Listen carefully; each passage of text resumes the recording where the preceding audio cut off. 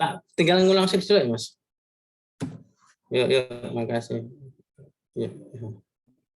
Ya, makasih. Ya, Waalaikumsalam.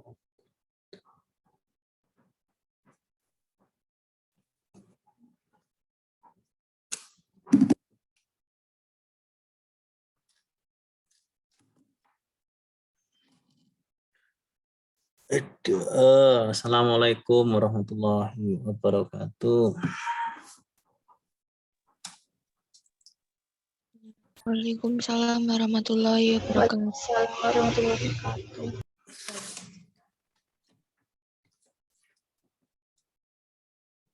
Aduh, ini apa ya?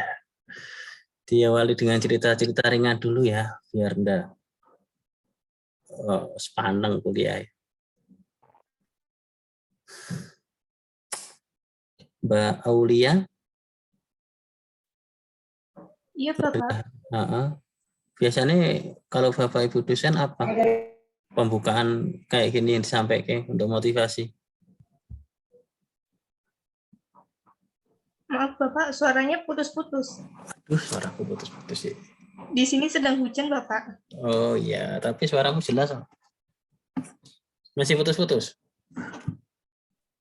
Sudah tidak, Pak. Biasanya apa, Mbak? Kalau awal-awal kayak gini?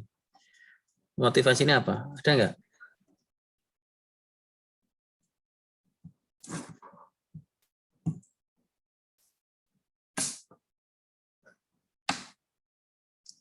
Apa biasanya, Mbak? Visi apa? Curhatan masa lalu apa curhatan masa depan? Membahas tentang materi yang telah disampaikan minggu lalu, Bapak. Oh, ada refleksi semacam itu. Selalu seperti itu? Tidak semua dosen, Pak. Nah, enak refleksi atau enak motivasi atau enak curhatan atau enak langsung materi? Sepertinya motivasi terlebih dahulu, Bapak. Motivasi ini biasanya apa? Tentang apa yang dicocok, yang disukai ketika kuliah?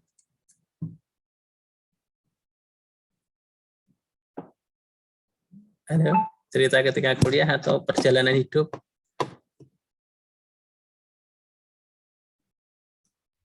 Cerita perkuliahan, Bapak. Kuliahan. Aduh, Mbak Sri Dewi Rahayu.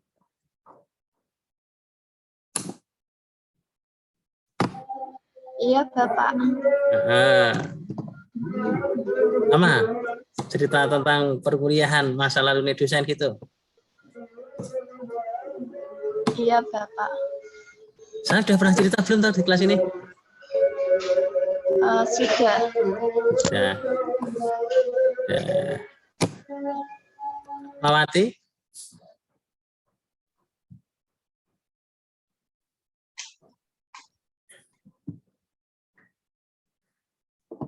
Nisa Zihan?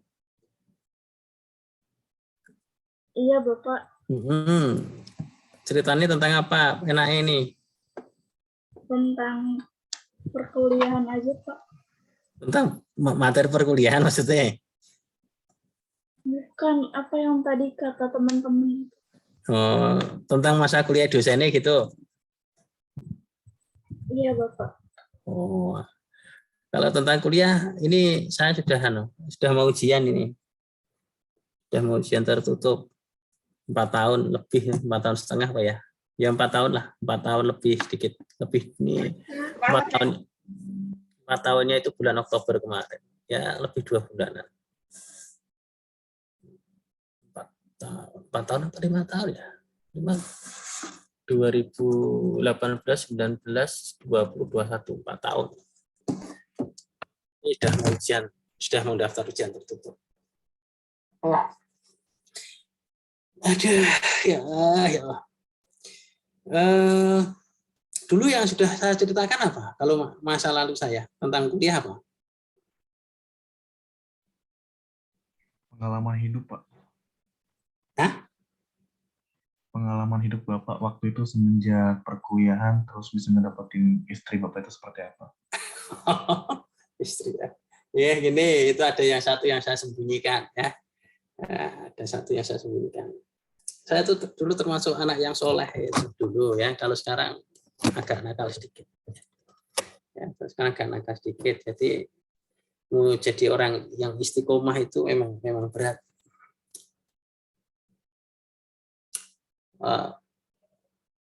Di antara Anda ada yang rajin puasa Senin Kamis?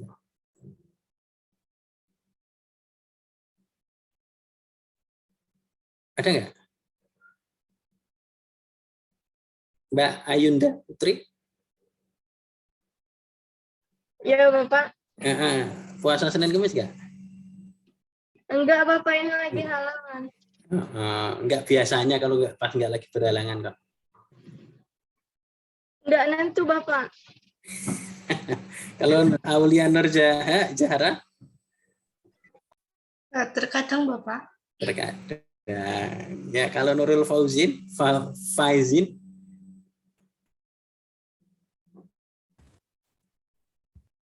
Mbak Nurul atau Junita Lestari? Terkadang juga, Pak. Terkadang. Ya. Gini. Saya tidak tahu apakah saya itu termasuk orang yang sukses atau gagal, saya tidak ngerti.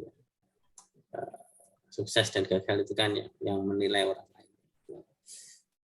Saya itu dulu saya tidak masalah. Puasa Senin Kamis sejak tahun 2004 sampai 2015. Ya, rutin itu. 2004 sampai 2015. Ya, jadi artinya selama kuliah S1 sampai S2 itu ya kalau bahasa usahanya itu ya rajin prihatin gitu. Ya, rajin prihatin itu angkatan tuh. Ya, itu bukan karena orang tua saya tidak mampu ya. Ya, orang tua saya termasuk golongan yang mampu ya. Ya minimal tidak kalah dengan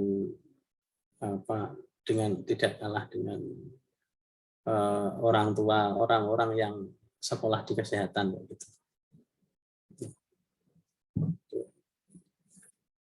Ya. Berapa tahun itu berarti? 11 tahun ya? 11 tahun. Jadi ketika kuliah ya karena sering puasa ya jadinya ya jarang pacaran ya itu. Enggak pernah pacaran. Masa puasa pacaran ya, ya aneh batal nanti puasanya. Tuh. Itu mungkin dulu saya enggak cerita ya. Kelihatannya enggak cerita karena biasanya saya hal-hal semacam itu saya rahasia. Sebentar kalau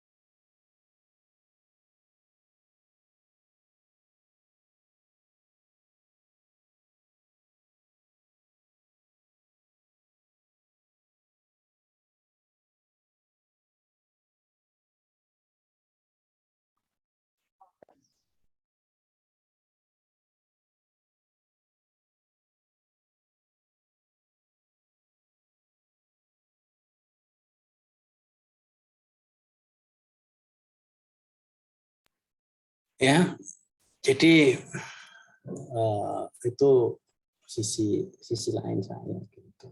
Jadi, ya semoga Anda nanti ya kalau enggak bisa niru ya berusaha lah supaya ada keseimbangan ya, keseimbangan antara yang duniawi dan yang akhirat.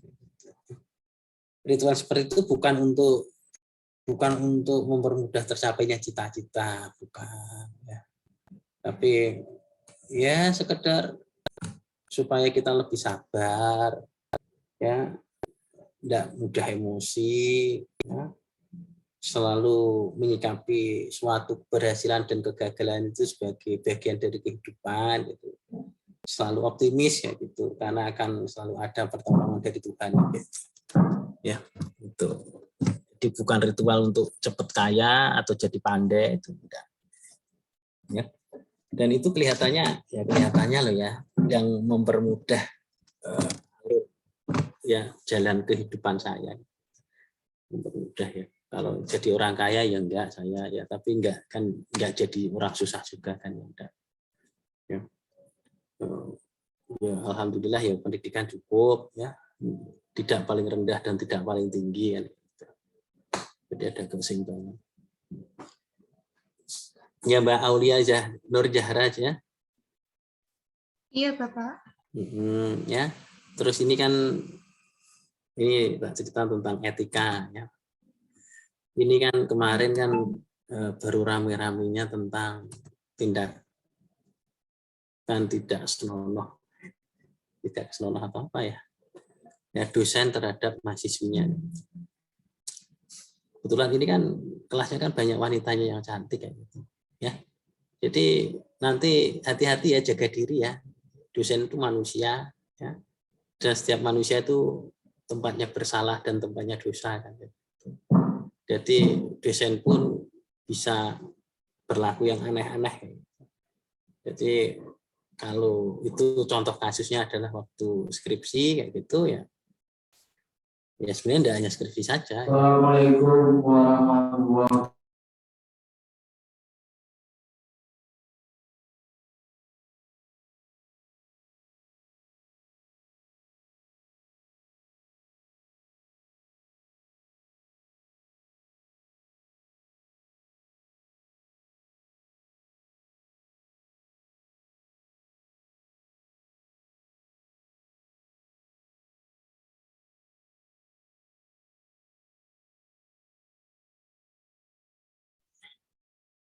Ya, itu supaya bisa saling menjaga diri ya. Jadi ya sebenarnya enggak dosen saja ya, mahasiswa sama mahasiswa ya sama gitu.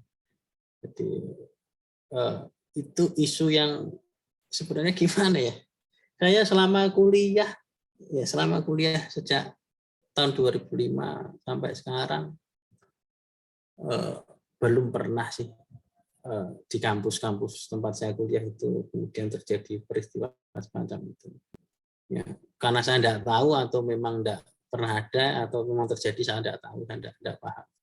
Tapi kejadian semacam itu ya itu mungkin terjadi ya, mungkin saja terjadi ya, jadi supaya saling bisa menjaga diri ya, begitu ya. Jadi kalau ada dosen kok sehari WA 3 kali dan terjadwal pagi, siang, sore, itu ya patut dicurigai, jangan digagas yang kayak gitu ya. Jadi terus ngajak mengadakan bimbingan ya, pas ada kegiatan di hotel ya jangan dituruti ya, gitu. Ya supaya namanya bisa saling dijaga. Karena dulu memang beberapa tahun ya, itu ada yang lebih gempar daripada ini. Itu dosen UI dulu.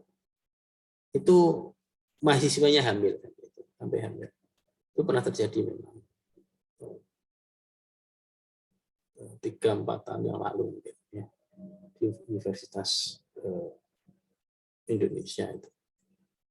Sudah lama itu kejadiannya, atau lebih dari 5 tahun ya dulu ramai juga di televisi itu. Kemudian sekarang terjadi lagi gitu. Ya walaupun baru dugaan, tapi saya kira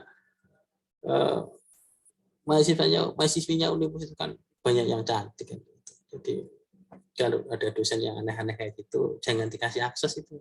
Ya, jadi pertemuannya yang sesuai dengan jadwal kuliah, atau kalau bimbingan ya di kampus saja. Jangan yang jam sore terlalu larut malam. Ya. Atau kalau minta bimbingan di rumah ya pastikan di rumahnya ada istrinya ya. Ya, untuk menghindari sesuatu yang diinginkan kan. Repot gitu. Ya. Itu ya Mbak Syifa, Yinisa. Enggak, Pak. Nah, ya, jadi enggak benar ya, berlaku itu enggak benar. Kalau di Unmu sih kelihatannya enggak pernah terjadi yang aneh-aneh kayak gitu. Tapi kan sekarang itu kan ya zamannya selfie, zamannya medsos itu. Sebenarnya dosen minta foto sama apa dosen? Mahasiswa minta foto dengan apa? Dosennya itu sesuatu yang biasa sebenarnya.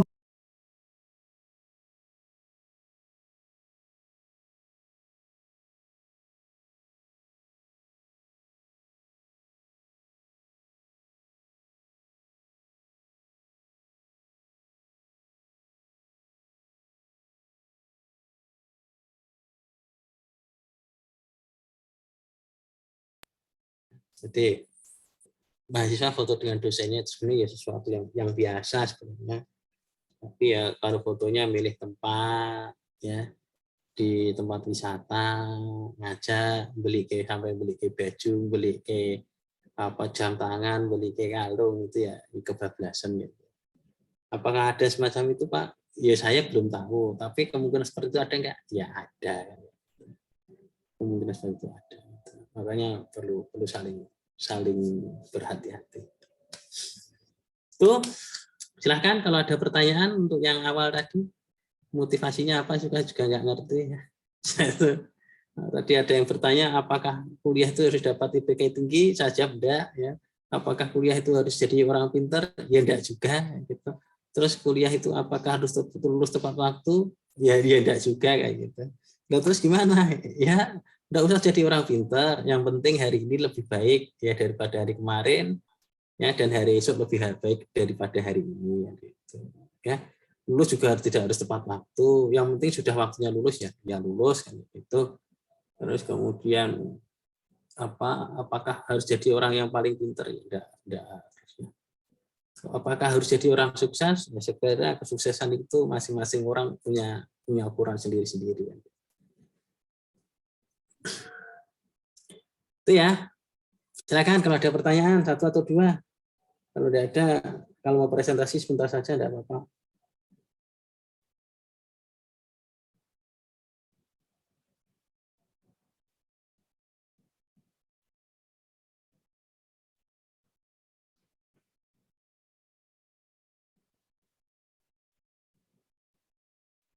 Ada? Yang masih kesepian itu?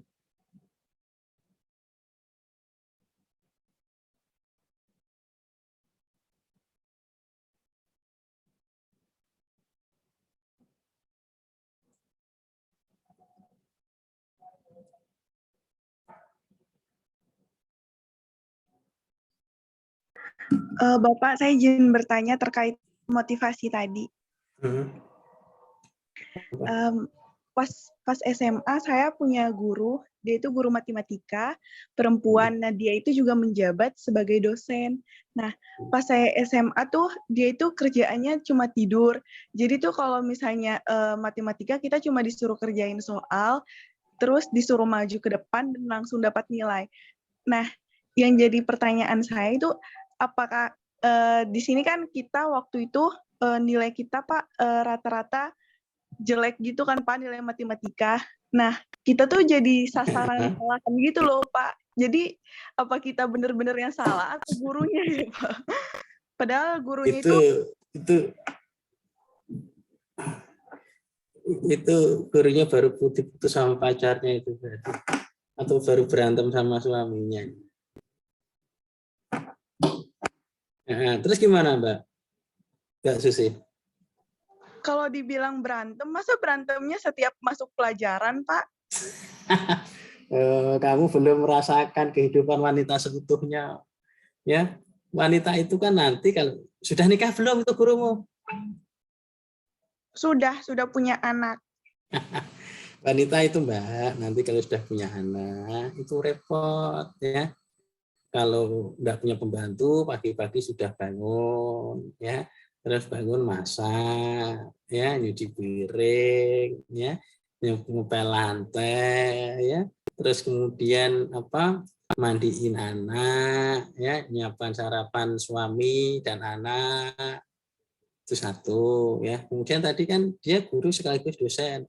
Artinya apa? Secara ekonomi dosen guru itu belum mapan. Itu loh. Karena kan masih dicampur-campur itu antar jadi dosen dan guru. Berarti kan penghasilannya kan gabungan dari keduanya. Artinya apa? Badannya capek. Ya. Kalau badannya capek otomatis ngajar enggak konsentrasi. Itu. Maka yang muncul di kelas itu adalah luapan emosi. Itu ya.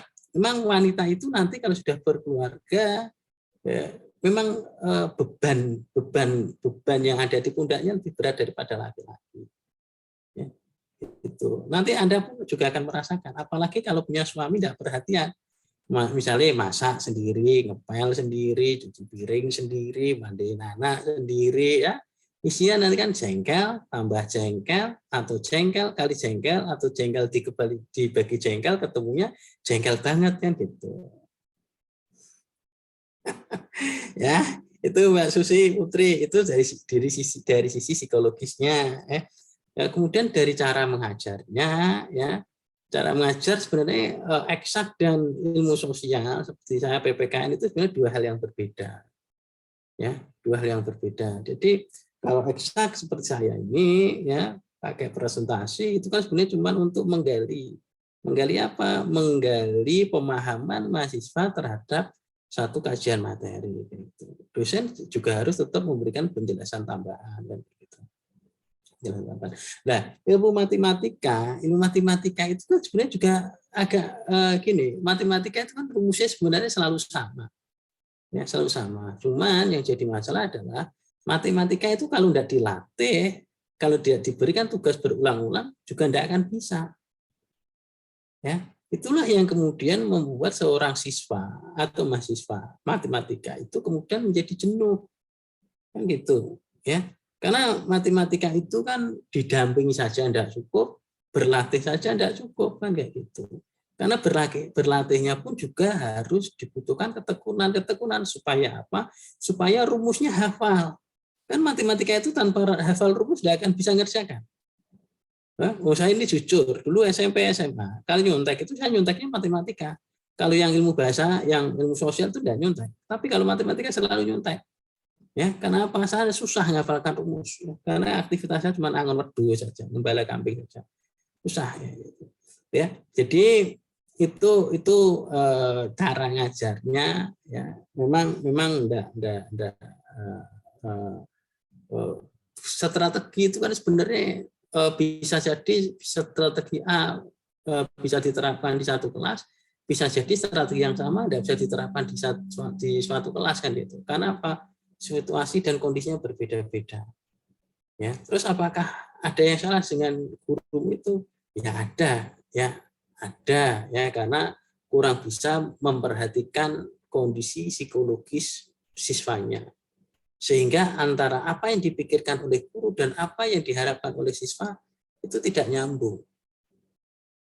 Nah, itu tidak nyambung. Itu kan persoalannya kan hanya sekedar Mbak Susi dan kawan-kawan kurang mendapatkan perhatian khusus dari gurunya. Sedangkan gurunya mau memberikan perhatian lebih, badannya sudah capek. Ya, itu pasti jadi tulang punggung keluarga itu. Ya, karena mengerjakan dua pekerjaan yang berbeda. Dan akhirnya kan cuma ngantuk, tidak tidur. Bisa jadi tidurnya itu karena mengerjakan pekerjaan rumah tangga. Kan gitu. Itu Mbak Susi Putri ya. Jadi nanti Anda pun nanti akan mengalami. Apalagi ini orang-orang analis ya. Ya, orang analis kerja di rumah sakit, apapun statusnya PNS ataupun non PNS, kerjanya shift siang atau shift malam ya. Kalau shift siang sudah punya anak, anaknya nanti yang merawat siapa, harus membuat keputusan yang kerja yang laki-laki atau yang perempuan, atau anaknya dititipkan orang tua, atau anaknya titipan pembantu, semua ada risikonya. Ya, semua ada risikonya ya. Jadi kalau shift malam bagaimana, shift siang bagaimana, tapi jangan lupa tanggung jawab keluarga juga harus tetap dijalani. Suamimu tetap harus ada yang membuatkan masakan, suamimu harus tetap ada yang ini kalau suami kerja loh ya, memberikan minimal masak lah gitu. Ya kalau masalah nyuci baju dan lain-lain mungkin bisa disiasati pakai mesin cuci atau laundry gitu ya. Jadi dari sekarang sudah kebayang betapa repotnya wanita-wanita karir itu. Betul nggak Mbak Susi? Iya, betul, Pak. Lah iya, makanya guru dulu isinya cuma emosi, terus bisa jadi kisah kehidupannya seperti itu. Ya, jadi karena saya punya banyak teman punya istri ya yang kerja di rumah sakit itu banyak, ada beberapa ya. Jadi memang kesulitan mereka adalah memanage waktu keluarga. Kapan jalan-jalan bareng antara suami, istri dan anak, ya. Kapan istilahnya bisa curhat bareng, ya. Kemudian kapan bisa istirahat, kan praktis susah istirahat itu. Ya, ketika shift yang malam gitu, ya. Itu apalagi kalau yang laki-laki polisi yang wanita kerja di rumah sakit itu ketemunya susah. Apalagi kalau nanti ternyata suaminya itu kerjanya satu kantor sama mantannya atau istrinya kerjanya satu kantor sama mantannya, beban pikirannya tambah itu. Ya, betul nggak Mbak Susi? Iya, betul, Pak. Ya, itu ya. Jadi itu kira-kira gambaran kehidupan gurumu yang kamu ceritakan tadi. Semoga kamu sesama wanita bisa saling mengerti lah. Ya, baik. Terima kasih, Ya, Pak. ya. Bisa cari suami yang kaya lah, biar tidak sibuk cari duit ya. Yang lain silakan.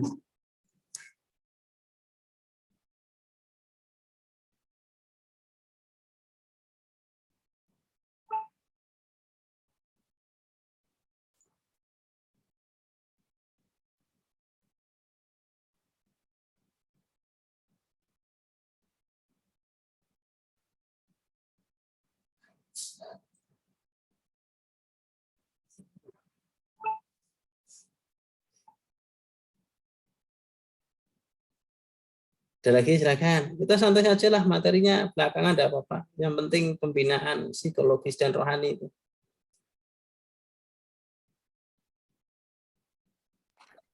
Bapak, Assalamualaikum. Izin bertanya, Bapak. Waalaikumsalam. Silakan, Mas Pelik Effendi. Jadi gini, Pak, jika kalau ada seandainya dosen, nah itu bukan jadwalnya untuk mengisi pelajarannya. Jadi seandainya dosen A ngisi pelajarannya di hari Jumat, nah itu dimajukan di hari Selasa untuk mengajar. Nah, apakah kayak gitu termasuk profesional dalam bekerja atau gimana, Pak? Soalnya kan setiap mahasiswa kan punya kesibukan masing-masing mungkin ya, Pak, gitu. Nah, itu kita sebagai mahasiswa itu kita harus bagaimana, Pak, gitu. Tanggapannya ke dosen gitu harus bagaimana gitu, Pak. Terima kasih. Sebenarnya itu kuncinya satu kok, Mas ya. Jadi kalau dosen yang banyak petingkah kayak gitu, mungkin saya termasuk di dalamnya. Kalau memperlakukan mahasiswa seperti itu, jangan pelit-pelit nilai kan, gitu, ya. Nanti biasanya itu bisa meminimalisir kejengkelan mahasiswa gitu, ya. Satu, ya. Pokoknya dosen yang suka ngubah-ngubah jadwal, mungkin saya termasuk di dalamnya, itu jangan pelit-pelit nilai. Nanti bisa meredam itu. Ya, kemudian yang kedua, gonta ganti jadwal. Nah, itu sebenarnya gini, ganti jadwal itu selama saya kuliah, ya itu sebenarnya menjadi hal yang wajar, ya, menjadi hal yang wajar di lingkungan perkuliahan kayak gitu, ya. Apakah itu profesional? Ya, kalau itu ditanyakan profesional, apakah tidak profesional? Ya tentu tidak termasuk yang profesional kayak gitu, ya. Tapi kan standar profesional dosen itu kan tidak hanya apakah dia ngubah jam ngajar atau tidak ngubah jam ngajar saja, ya. Kompetensinya bagaimana, ya, cara penyampaiannya bagaimana, kan itu. Cara menerima mahasiswa ketika menerima materinya bagaimana. Itu kalau kita berbicara tentang profesional atau tidak profesional. Nah, kembali ke ngubah jam lagi. Kalau itu sebenarnya tergantung kesepakatan saja, Mas. Kesepakatan saja. Jadi kadang hal-hal semacam itu tidak serta-merta kesalahan dosen. Kadang loh ya, misalnya saya itu kan ngalami kemarin di kelasnya kesehatan masyarakat gitu. Jamnya hanya 3 kali tatap muka sebenarnya ya. Dan itu kan pembagian jamnya itu yang bagi kan tidak kita. Yang memberikan jadwal itu kan prodi. Ya, cuman kadang ya karena kadang itu karena kelas sudah penuh atau dosennya kurang, itu kemudian kan 1-2 dosen kan jamnya tabrakan biasanya. Ya, tabrakan dengan jadwal yang lain biasanya. Ya, gitu. Nah, ketika tabrakan itu biasanya ya dirembuk dengan mahasiswa. Kalau saya ya mahasiswa tidak mau dikasih jam pengganti, ya sudah nggak usah dikasih, nggak apa-apa kan gitu. Kayak itu kan kesepakatan. Yang penting kan bukan terus dosennya terus dongkol, ini ada provokatornya terus nilainya dijatuhkan. Nggak usah seperti itu juga jadi dosen. Jangan sok-sokan kayak gitu ya. Presiden saja bisa jatuh, apalagi hanya dosen kan kayak gitu. Ya. Itu kalau itu masalah komunikasi saja sih. Ya. Jadi yang baik yang mana ya yang tepat waktu kayak gitu. Ya. Itu. Jadi kan aturan itu kan nggak usah diperumit lah gitu. Ya. Jadi misalnya kayak gini, wah ini kan misalnya kayak gini hari ini misalnya Mas. Kuliah saya harus on kamera saja semua, on kamera. Lah ini emang ya on semua kan enggak juga. Terus apakah saya marah-marah? Kan ya enggak. Kan gitu. Jadi mengatur psikologi itu penting. Jadi biar tiap hari isinya enggak marah terus ya. Ya sesekali kita bersedekah ke mahasiswa ya, perkuliahan dipermudah ya, enggak kaku, enggak sepaneng ya. Kemudian boleh tutup kamera kayak gini kan lebih nyaman kan. Itu saja Mas Puli Effendi ya. Kalau ada yang terlalu sering serang gonta-ganti jadwal ya itu enggak benar. Kalau pertanyaan apakah itu benar, enggak benar. Apakah itu profesional? Ya enggak profesional karena enggak sesuai jadwal. Tapi kan orang salah itu pasti kan ada latar belakangnya. Itu yang perlu kita pahami. Itu Mas Puli. Baik Bapak, terima kasih untuk penjelasannya. Ya, seperti kamu misalnya janjian sama cewekmu kayak gitu misalnya ya. Janjian ketemu jam 8, kamu tunggu-tunggu sampai 9 enggak datang-datang, terus kamu marah-marah sama pacarmu. Ya jangan dulu. Siapa tahu jam 8 itu bapaknya baru sakit. Ngantar ke rumah sakit, merawat itu sehingga pertemuannya dibatalkan. Ya terus kamu jangan menjustis, oh kamu enggak sayang aku, ya enggak juga. Sesayang-sayang pacar sama kamu kan tetap lebih sayang ke orang tuanya kan gitu. Ya. Ya Mas Beli. Baik Pak. Nah, jadi intinya tergantung latar belakang itu. Ya. Ya, kalau ngubah jadwal 1-2 kali wajar, tapi kalau kemudian 10 kali pindah jadwal terus tanpa waktu yang jelas ya kasihan mahasiswa.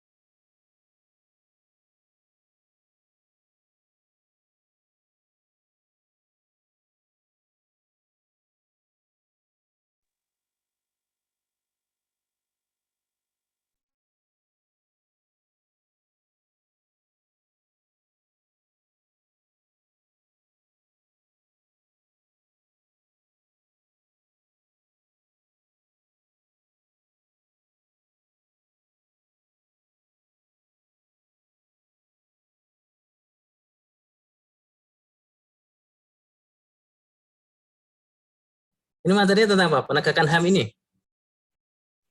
Iya, Bapak. Nah, berikan gambaran singkat ya. Nanti diskusinya lewat WAG saja. Ya. Saya 3:30 mau ke Sragen. Nah, berikan gambaran singkat saja.